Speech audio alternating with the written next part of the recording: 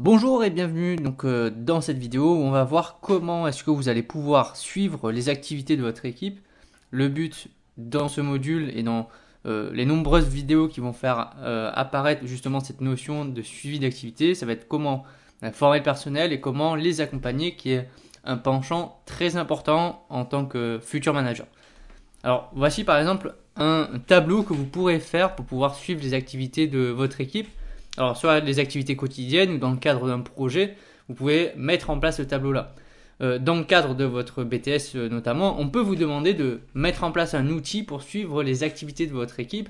Et celui-ci, ça pourrait être un bon outil. Alors, comment est-ce qu'il se compose? Alors, ici, vous allez, dans la première colonne, répertorier l'ensemble des missions de votre équipe ou du projet. Donc là, la mission, c'est de passer une commande. Celle-ci, c'est de ranger la réserve, etc., etc.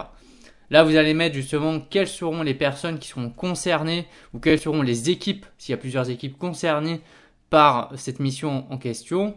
Quand est-ce que l'activité devra être réalisée, à partir de quelle heure ou juste des dates. Quel est le niveau d'avancement actuel? Alors par exemple, cette personne-là doit passer les commandes de l'ensemble du magasin.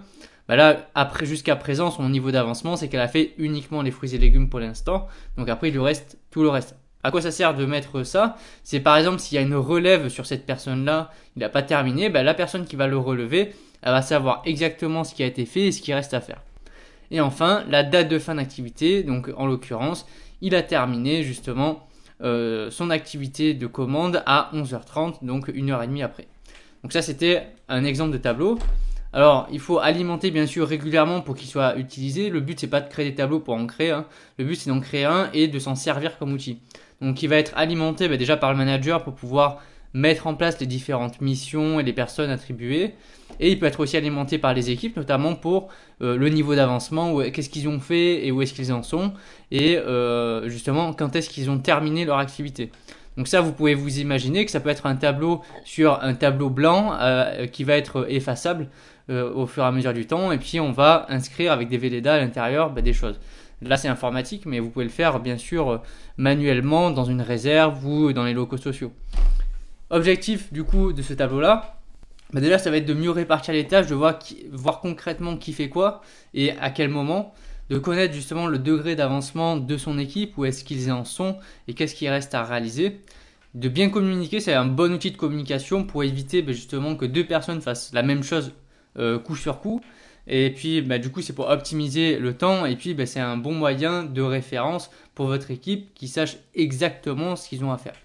Et donc, ça va être aussi un outil qui va vous permettre d'identifier quels sont les endroits et les missions où vous avez pris du retard ou au contraire vous êtes en avance pour pouvoir mieux les anticiper par la suite, faire un petit peu un bilan de ce qui s'est passé et de comment améliorer par la suite. Alors le tableau d'analyse des tâches à faire régulièrement parce que ça va permettre d'analyser justement l'efficacité de votre équipe, ça va permettre d'évaluer justement le degré d'avancement et de repérer les sources de dysfonctionnement et de retard. Donc là, c'est un autre type de tableau que vous pouvez faire. Celui qu'on a vu juste avant, c'était vraiment sur des tâches spécifiques. Là, vous pouvez mettre différentes missions. Ça, c'est vraiment un tableau que vous pouvez faire pour l'ensemble d'une équipe entière. L'autre, on va dire que c'était plutôt pour un projet. Avec à chaque fois l'ensemble des missions, détaillées ou non. Vous pouvez mettre juste des grandes familles comme les missions de vente, de merchandising, de caisse, d'administratif. Et là, ici, le but, c'est de répartir justement le travail effectué par le salarié. Donc, c'est vraiment ici un tableau d'analyse des tâches pour essayer de voir où est-ce qu'on perd du temps aujourd'hui, où est-ce qu'on pourrait s'améliorer. Et donc, vous pouvez le faire pendant une semaine sur vos salariés et les observer et de voir, noter concrètement ce qu'ils font à la minute près pour ensuite en faire un tableau comme ça. Donc, l'objectif que vous vous fixez pour tout le monde à chaque fois ici, pour répartir une journée, donc là c'est une journée de 8 heures en l'occurrence, et du coup de voir la personne, la salariée numéro 1, elle doit faire 5 heures de vente, aujourd'hui elle en a réalisé 4 heures, et donc comprendre où est-ce qu'elle a mis ce temps ailleurs, qu'est-ce qu'elle en a fait, où est-ce qu'elle a perdu du temps par exemple. Donc ça c'est un type de tableau que vous pouvez faire et qui va permettre vraiment, c'est vraiment le but, c'est ça, c'est de voir les dysfonctionnements et la manière dont vos salariés gagnent ou perdent du temps.